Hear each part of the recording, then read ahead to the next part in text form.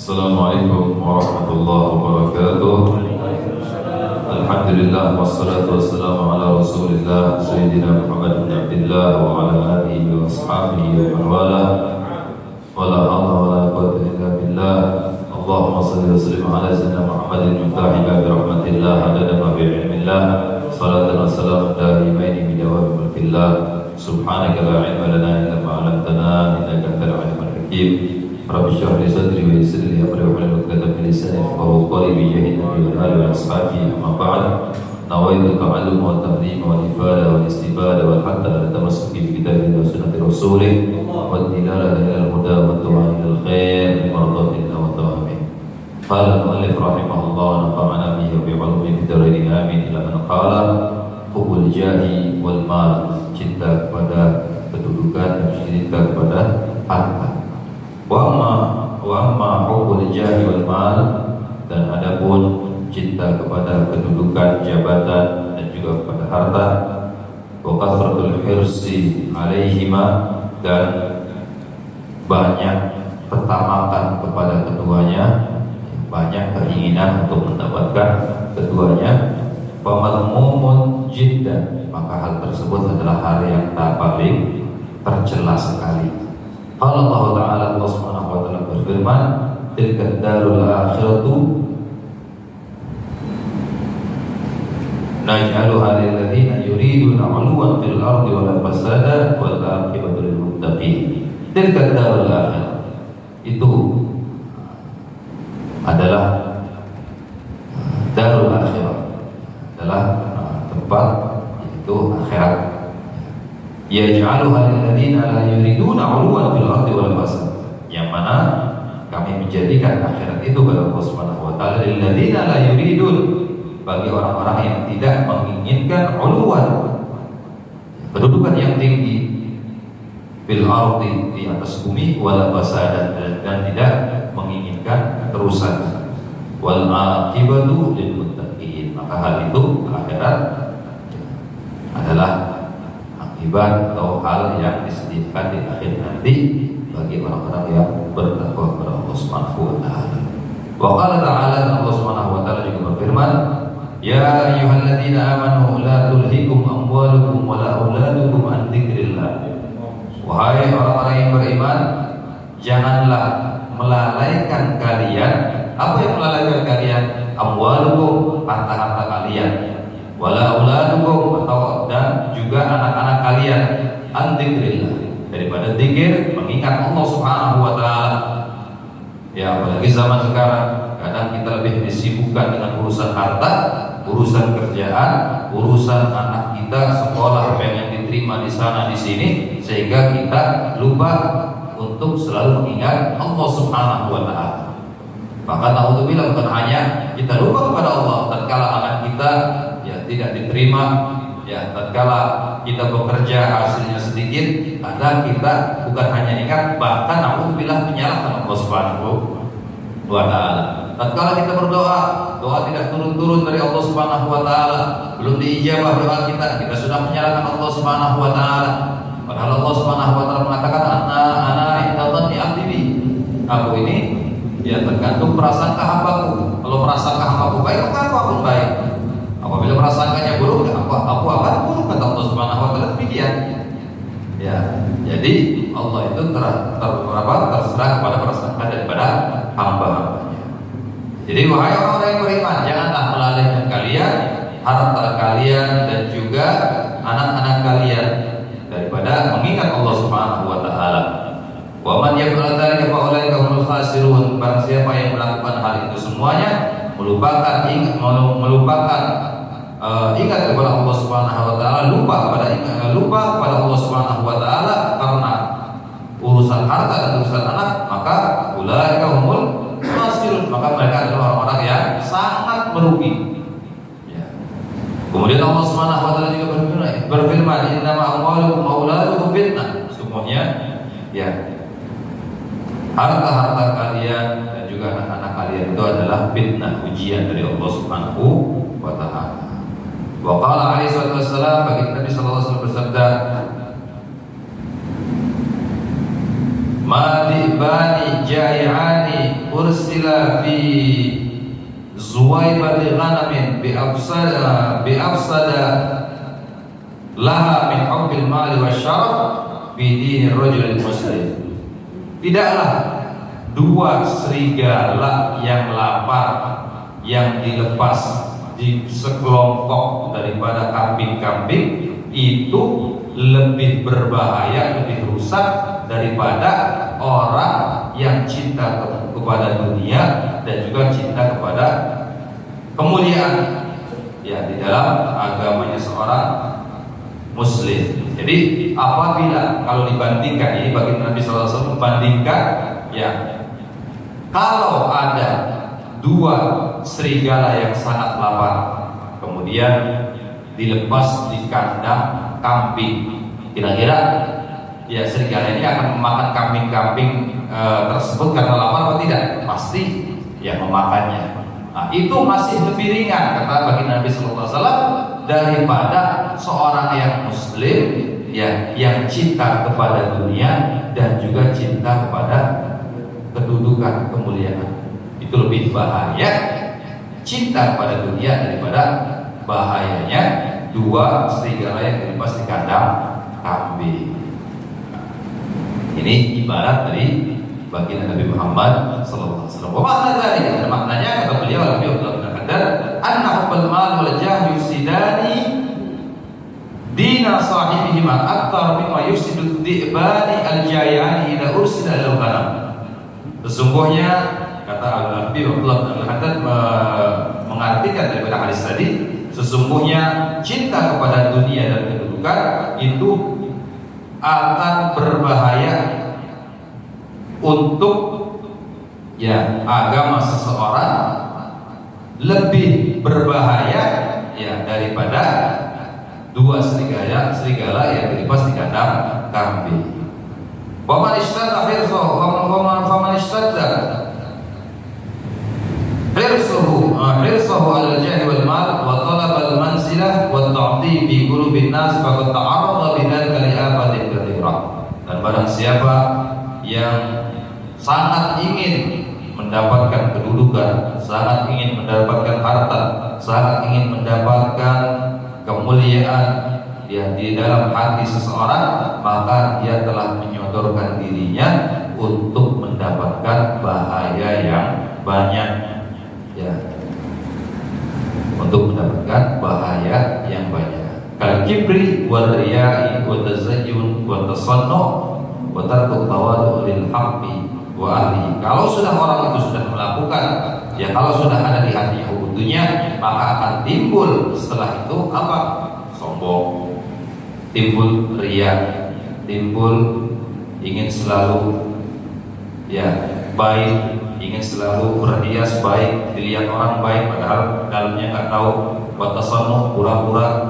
Wa tarku tawadu, akhirnya dia meninggalkan rendah diri ya kepada orang-orang, kepada kebenaran dan juga orang-orang yang benar. Wa karahiyatul khumul, dan dia membenci khumul ini tidak menampakkan diri ya, benci ila dzalika minal baliyah, dan apa namanya, bahaya-bahaya yang lainnya. Wa fil hadits innallaha yuhibbu min ibadihi al-atqiya al-akhfiya al-abriya. Sungguhnya Allah Subhanahu wa taala mencintai daripada hamba-hambanya al-atqiya yang bertakwa, wal akhfiya yang menutupi dirinya. Orang takwa, orang soleh tapi menutupi diri, tidak mau menonjol, nggak mau dipuji orang, nggak mau kelihatan orang. Nah itulah sifatnya wali-wali Allah Subhanahu wa taala. Walaupun amal ibadahnya mereka banyak, tapi mereka tidak mau ya menampakkan diri mereka. Wal al-abriya, yang al-abriya baik, bebas, nggak mau ngurusin orang. Nah, itu orang yang paling dicintai oleh Allah Subhanahu wa taala. Wa fihi rubba ash'ar akbar dha tamraini la yaqbuhu lahu law aqsama 'ala Allah la abarrahu. Berapa banyak, sedikit sekali kata bagi Nabi, sedikit sekali orang yang ash'ar, orang yang pakainya compang-camping, akbar, berdebu di tomren, dia punya ya apa komplain ini sudah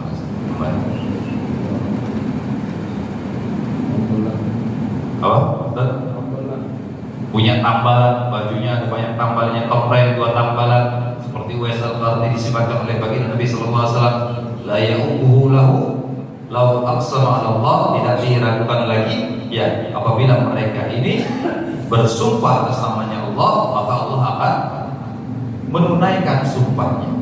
Ya, sumpah orang menepati apa yang mereka minta. Langsung top chair, tidak ada hijab antara dia dengan Allah Subhanahu wa taala. Orangnya biasa, orangnya seperti gembel, pakaiannya compang-camping, dekil, jalan di pasar, tapi dia adalah walinya Allah Subhanahu wa taala. Pernah ada satu kejadian, saya ingin cerita sedikit.